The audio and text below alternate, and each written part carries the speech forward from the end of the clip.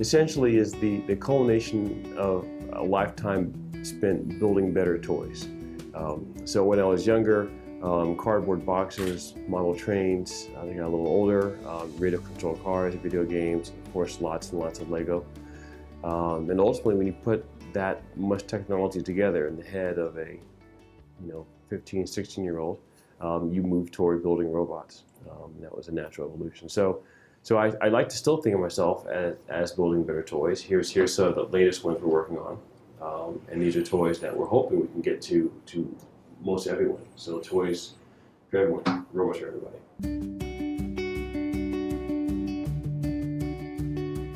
So right here I've got 4 different robots, or 2 different types, 4 robots total. This is one of our new ones. This is built as when I was a professor at Rice University. Me and my students put this one together.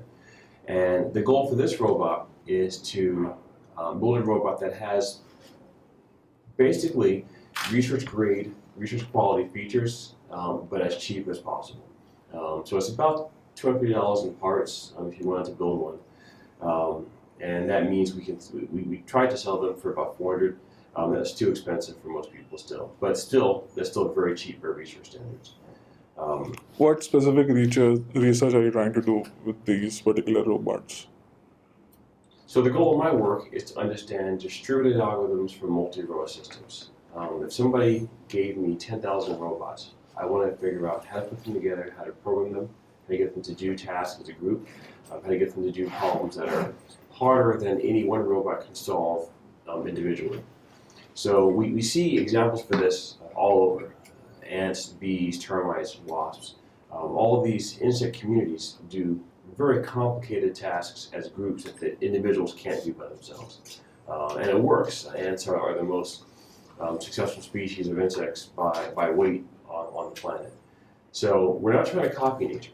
Nature is far too sophisticated for us to copy, but we do want to understand how, and when I say how, I mean algorithmically. What is the input, what's the software, and then what is the output of these algorithms that nature runs to enable ants to forage and to defend territory and to estimate population size and many different things that insects need to do in the course of their existence are very useful if we get robots to do those things too.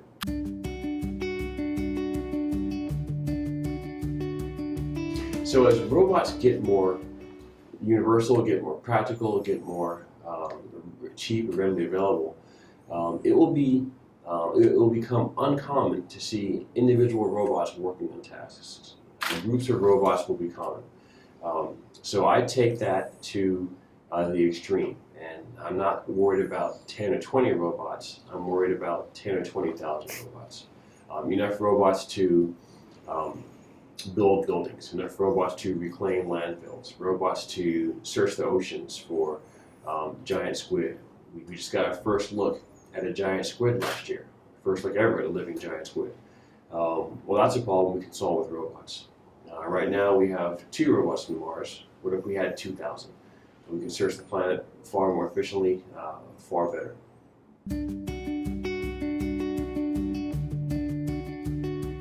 We have these 2 views of robots. We have the classic kind of robot, Butler, kind of give me a cold drink robot. And then we have the giant killer robot, Terminator kind of robots. And what's going to happen is robots won't be really either of those things for a very long time. Hopefully we'll never get to the giant killer robots. But we are going to see, right now, all the hotness is Google and their robot cars. And this is a problem that we will see this solved within our lifetimes.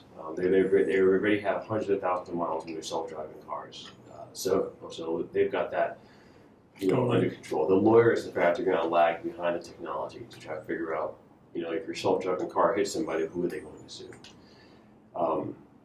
But we see them in all everywhere else too. We're surrounded by them, and sometimes we don't even realize them.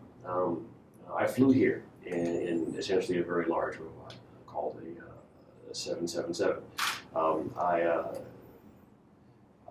My dishwasher, you could argue, is robotic. It has sensors to sense the state of the dishes. It can tell how much dirt is coming off of them. It then has a computer to figure out what to do, and then has actuators and motors and the jets to clean the dishes properly. So that kind of sense compute act, and then to do so in the physical world without human intervention is one of the key things of robotics. The other area that we're working on actively as a community is artificial intelligence. So the self-driving car is kind of halfway there. It needs to be smart enough to recognize the difference between a person and a picture of a person on a billboard. It needs to understand what a stoplight is, what a stop sign is. There are basic things it needs to understand. But it doesn't need to be very, very smart. It doesn't need to be very careful. It needs to be very good. But it doesn't need to be creative.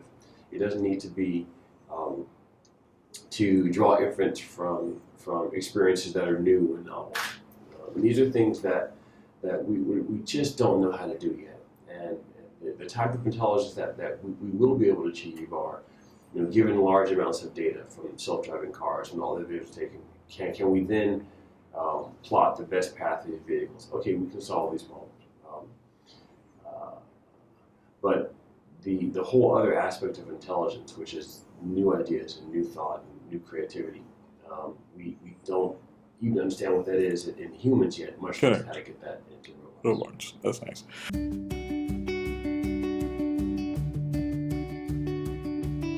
So from an academic perspective, when I see students coming up, robotics is a good way to attract students to computer science or mechanical engineering or electrical engineering or technology in general. Do I see a limited number of people? There are not as many as I would like, but of course I'm biased. I want to have all the students come into robotics. But it is increasing, and in particular, what's happening now that's very exciting from my point of view is the maker movement, where there's this huge do-it-yourself resurgence that when I started teaching, I would get students who literally couldn't use screwdrivers, who had seen them, they'd read about them on Wikipedia, but they'd never actually taken things apart and done stuff. And now I have students who, not only can they use screwdrivers and power tools and solder, but they're familiar with surface mount devices and the latest processors, and they come telling me that the chips that we're using in lab are out of date, that we need to upgrade. So that is very encouraging from the academic to see a cultural shift that's making it cool to do technology. So I can't separate wanting more students in robotics, not having enough, from robotics being new to, in general, this kind of, we went through a dip in technical interest as a community. And now both of those trends are going up quickly. That's nice. So it's very exciting time right now. Now I'm biased because the students that I see from India are the top students. I'm always very impressed with the students that I get to interact with from India. And my perception of the culture in Asia in general, India in particular, is there's much more respect for education. There's much more desire to learn. The social cost of being interested in technology is lower. People aren't going to tease you and make fun of you and stuff you in your locker if you want to go play video games or build robots or study mathematics. And that's still a problem in the States. That social challenge of when you get to middle school, 15, 14, 16 years old, and you're making decisions on, do I want to potentially do what I really enjoy, which is build mechanical devices, work on software, study electronics, or do I want to be cool? And it's the cool factor that's dominating. The cool wins more than it ought to. And my, geek chic is one of the things that I've been talking about. And we want to tell students that you can do both. You can be cool. You can do technology at the same time. And the two things don't need to be mutually exclusive. There's an intersection between those two steps, that is.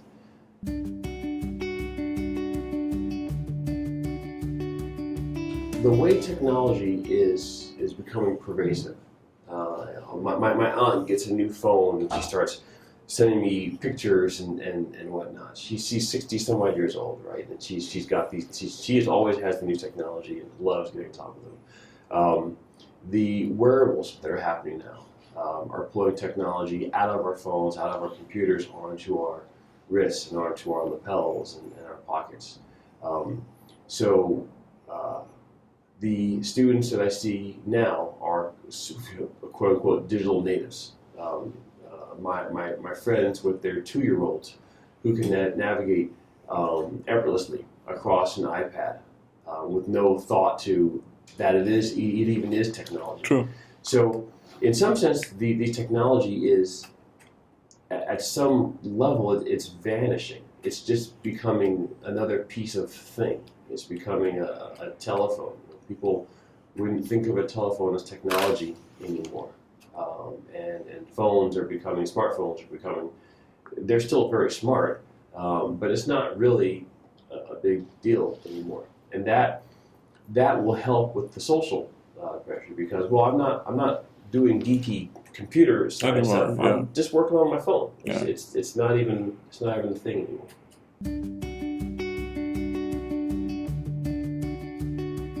The best applications of robots are those that the famous 3Ds of robotics, tasks that are dangerous, dirty, and dull.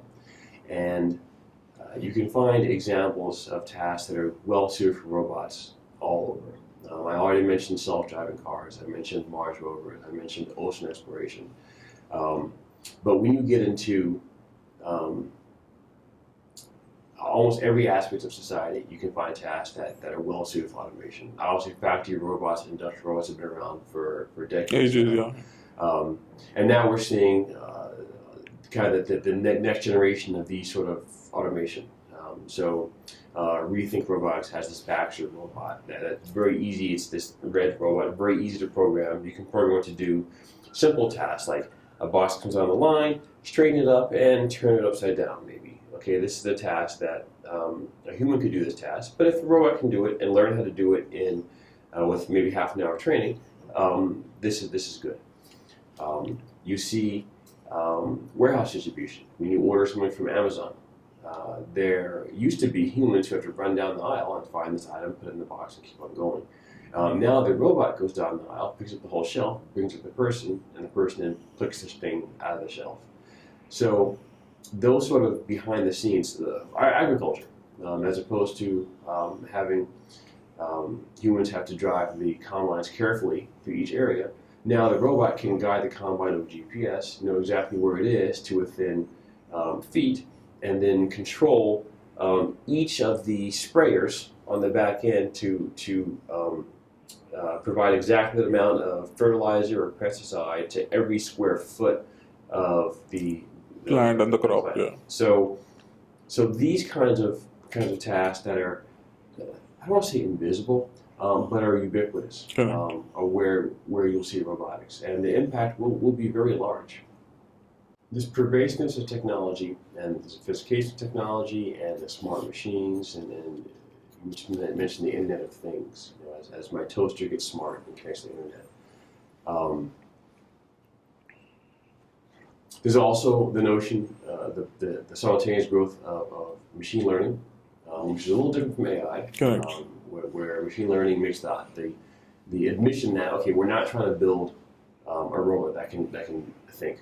We're trying to build a robot that can solve these particular problems. Sure. We're trying to discriminate between A and B. We're trying to, given this set of data, make inference on this set of data. Like search engines. Yes, Yeah. but smarter than that. Yeah. Smarter than that. So the self-driving car is a great example. Given these umpteen hours of video footage, with cars driven properly, you are now driving, you see this scene, what should you do? Well, I have this set of data. This data has been classified as good behavior.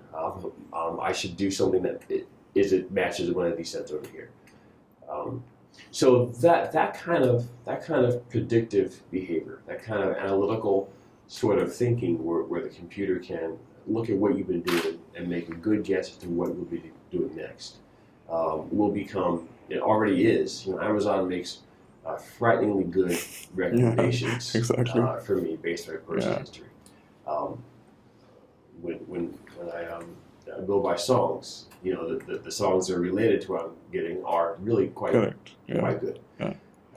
When I go to Pandora and listen to something on the radio, Pandora gets a very good hit as to what my CD collection is. And it makes my CD collection almost obsolete. Yeah. There are a few rare things that you're not going to find on the network, but it's a lot easier to click on something than it is to go pull the disc out. Okay. So that we're going to start to see that, and I dare say we might not even notice it. The phones will get smarter. The cars will get smarter. You'll need to do a little less. Your refrigerator will send you an email telling you that you're out of milk. That's the classic example. And these things will happen bit by bit, little by little, and the first smart fridge will be heralded as a breakthrough. It scans your items as you put them in. It knows what's inside. We'll have RFID tags in our food so that we can keep track of what's in the house. And then there'll be a bunch of media stories about it, and then that'll fade, and then we'll just kind of get used to it. So I'm optimistic now.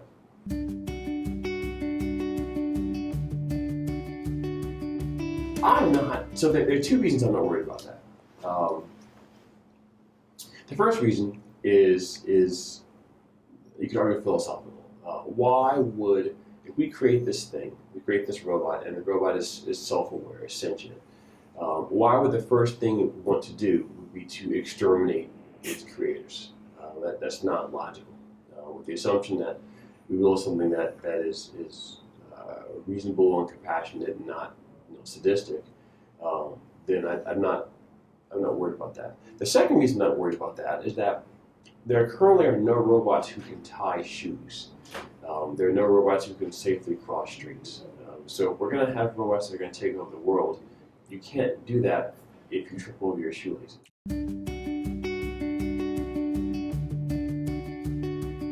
So there's two answers to that question, and whether there are two questions to that question. The first question is, how far are we away from building a truly artificial intelligence, a device that is sentient, is self-aware, and has all the hopes, dreams, wishes that we have. The second question in that question is, how far are we away from building something that can fool us most of the time? And the answer to the first one is, I don't know. It's a very long way. I don't think we'll see that in any of our lifetimes, or maybe even our children's lifetimes. The answer to the second one is, well, we might be able to fool ourselves pretty well pretty soon. We might be able to have our phone, be convinced that our phone really does understand our schedule better than we do, with a deep level of intelligence. But if we ask that same phone to order flowers for Valentine's Day, that might not work so well. Or the selection of different flowers. The phone's never seen a flower before. There are all these philosophical issues of, can we have intelligence without being embodied? The fact that I've got these hands and I'm used to interacting with a three-dimensional world. I'm used to being able to pick things up and move them, and understanding how the world operates and the rules of the world because I'm embodied in the world. And can we have the same type of intelligence that we're used to having, that we have, that we understand that we have, that we think that we have, without having the same kind of body that we have? The third question in your question is, how intelligent are we really? What if the intelligence that we have is really just a collection of stupid people tricks? What if what we perceive as intelligent behavior is just the layering and layering of thousands and thousands and millions of simple Instructions. simple things, simple interactions, simple patterns of recognizing what's in the world and interaction with the world that we think, because we have convinced ourselves that we are intelligent, we think exhibits intelligence. And this is, how smart is smart? Are we even able to judge intelligence? And the best example for artificial intelligence is the Turing test, which is a famous computer scientist, Alan Turing. And the test goes as, if you are sending text messages to a computer, and the computer texts you back, and the computer lives in Miami, they're having a great time, they went to Disney World, excuse me. If you can't tell that this thing you're texting is an iPod or a 14-year-old, is that iPod intelligent? And that's perhaps we can fool ourselves. So in the near future, I think that digital assistants, things that can mine our data, mine our patterns, things that where we use the digital world and leave a digital trail of information, purchases and driving and GPS, things that use that information will appear to be smarter and smarter. The leap between a full-on Turing test, where I can talk about not just my schedule, but I can talk about politics or science, or talk about the fact that my back is itching, or things like that a robot may not understand. That's a long way from now.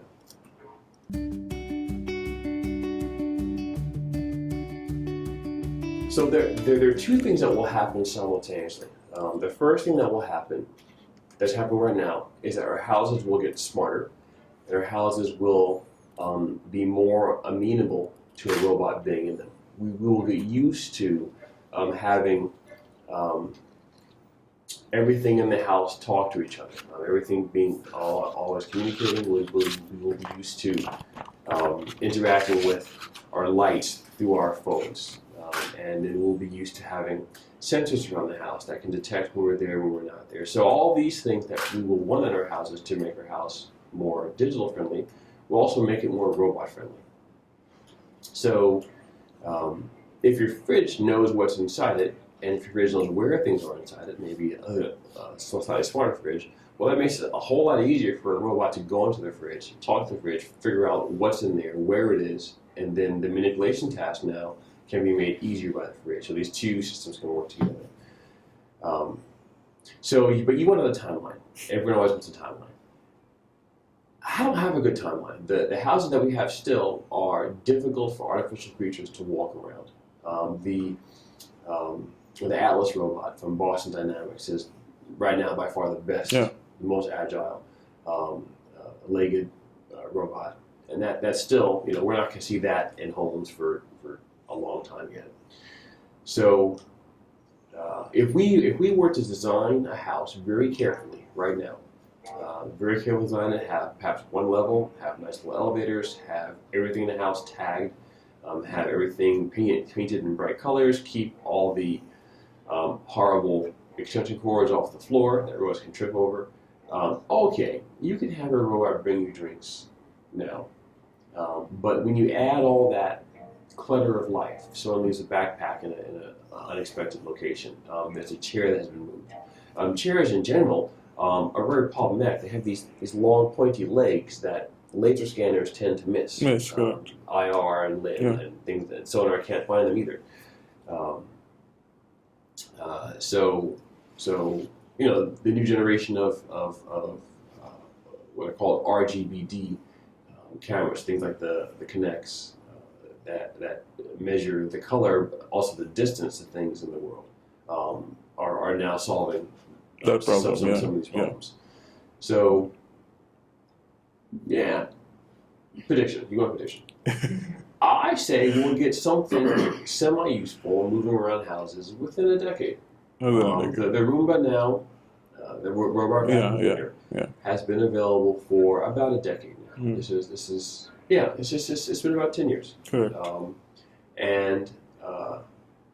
we seem to have hit, this plateau of home robots. The Roomba was one of the first to really be successful, Correct. and it works. Once you accept its limitations, it actually works Pretty well. well. Yeah. I'm shamelessly biased, but it works. It works well, and that is an interesting study in how the human's job is to keep the clutter off the floor and to find the robot when it gets lost, because it doesn't always make it back home. So the human takes on a list of responsibilities that are still easier to deal with than vacuuming as a whole. Correct. And some people, a lot of people, more than 3 million people last time I checked, were happy to take these responsibilities on to save vacuuming. And if you go back in time, in fact, if you remember years ago, the Apple Newton and the first Palm Pilot. I may be taxing your memory. You don't have any gray hair, I notice. Yeah. But the Apple Newton tried to recognize anybody's handwriting beautifully, just write on it and it's going to figure it out. The Palm Pilot said, no, here's my alphabet. You human, learn my alphabet. And one of them was a wild smashing success with a decade-long run, and one of them lasted about 18 months. So the notion of using the human as a robot assistant, I think will become normal, acceptable. Okay, this little robot's not very smart. It's useful. It's moving the trash can around. That's gone off to the neighbor's house. Let me go out and get the robot and bring it back. And that kind of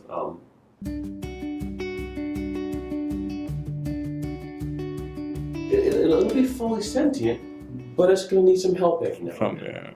At least the first version. The butler will get stuck in the basement and won't know how to open the door. The butler will bring the drink to the porch and then get stuck outside, and the sun will set, and it'll get dark, and they'll get lost and set down. Who knows? Kind of crazy things like that will happen.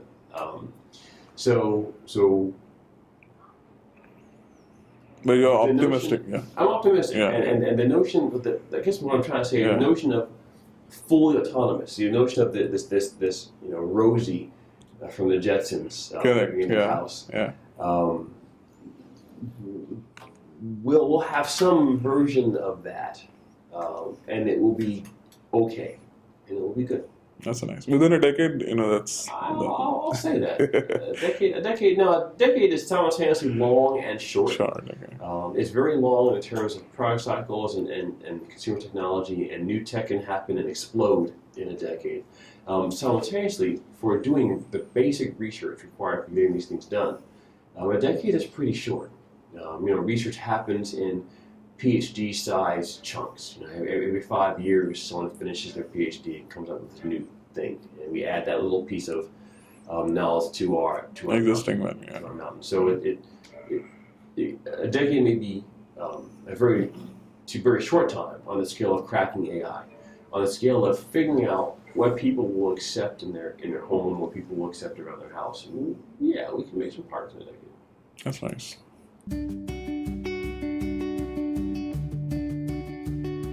So obviously there's R2D2, C3PO. So there's sci-fi and there's sci-reality, and the two,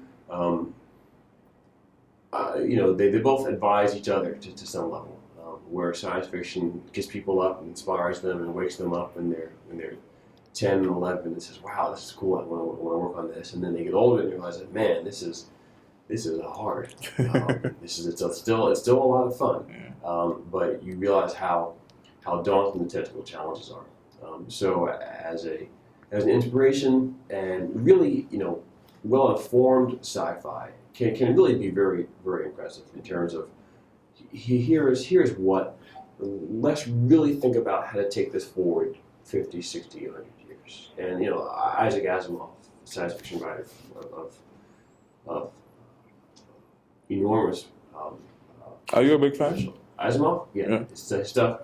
His ability, it's you read it now. This is 2014, right? This is 60 years after he wrote some of these things, and it feels a little dated because of the way that they're talking and what they're doing, and everyone's smoking a cigarette. But man, he nailed so many things. The principles, the logic is still, The logic, it makes principles, sense. and the sorts of problems, Yeah. and the what's going to matter, what's not going to, what's important, what's not important. You read some authors and they kind of don't get it right. Isaac was very good, Yeah. and there's a whole host of modern sci-fi that's really very good. And thinking about what's it going to be like when we really can get into the stars, and people are bending the laws of physics in multiple different ways so we can actually explore the galaxy. But I'm getting away from AI. So science fiction inspires us, and science fiction, good science fiction, leads us to want to strive for more. Science reality is what we have in the present, and the slow, careful work of doing basic research, figuring out good applications, and then applying that and building products that people can actually use.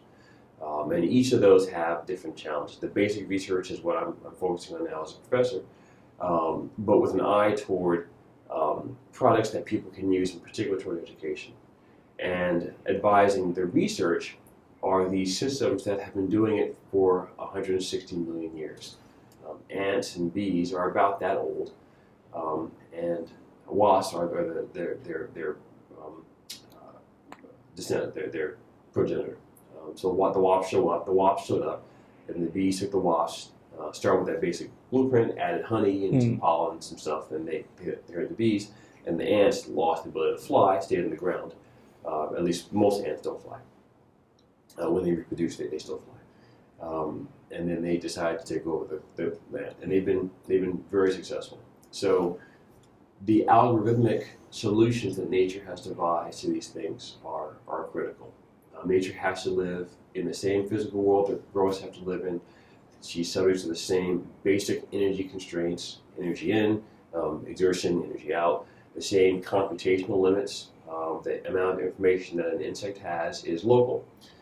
There's no GPS, there's no cell phone, there's no Twitter and all the other stuff that I don't even know what it is anymore. So that constraints, those constraints are shared with our robotic systems. So we know nature can solve these problems. We know they can get around the world. They can forage. They can reproduce. We need to figure out how to get this to robots.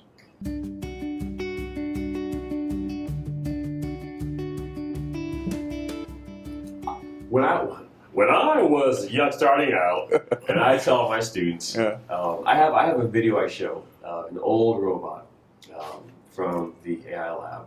When I was, in fact, the video was filmed. In fact, before I was a student, the video was filmed probably in '88 or so, and the robot's climbing over these big green books called Thomas Guides, and I explained to myself, they asked, what are all these books? They look like phone books. Like, no, those aren't phone books. Those are manufacturers' guides to the products they sell. So when I went to go look up a new chip or a new screw or a new piece of tape or something like that, there was no internet. I had to go through these Thomas guides and find the manufacturer of a particular thing and then call them. And then my lab books at the time were filled sometimes with pages and pages and pages of phone numbers as I was calling different vendors for things. And they nod, but they don't understand that at all. The fact that, and now even in the lab, when we get into problems with, we had a problem with the power regulator on this new robot. It wasn't regulating, it was unstable, the frequency wasn't converging, it wasn't getting unlocked. So we looked at it, we poked at it, I was like, all right, well, call the company. And the students, call? What do you mean call? With what? With the phone! Use the phone, pick from the phone. And the internet has it's difficult. I mean, you can say all the words that have already been said, transformative and fundamental and quantum leap and acceleration, but it is difficult to put into words how much faster we can do things now with the internet than we could before. Even mechanical stuff. These molds and these robots were designed with a modern injection molding company. So what does modern mean? They still squirt plastic into metal. Hot plastic into metal is the basic thing they do. But everything that is before that, my students send them CAD drawings over the internet. A human doesn't even get them. The computer gets them, and the computer then models the injection molded patterns, models the residual stress, models where we'll get dimples because it'll cool faster, sends us back a manufacturability report. My students study that, change their design, send it off again, and this process iterates. When we finally get to the point where we're ready to go to production, then my students talk to an actual engineer, looks at the actual drawings, and they have a very high level, high bandwidth conversation about details that the computer's fixed. Then the computer then drives the tools to make the mold. The human operator oversees the actual mold construction, puts it on the machine, and verifies the first few parts come out, and then the parts come out. So, but the internet makes even, this is not even 20th century, this is 19th century technology, injection molding. And the internet makes it accessible. Makes it much faster, much cheaper, much better. It just, you sprinkle internet dust and everything, and it happens in 100th the cost and 1,000 times faster. Nice.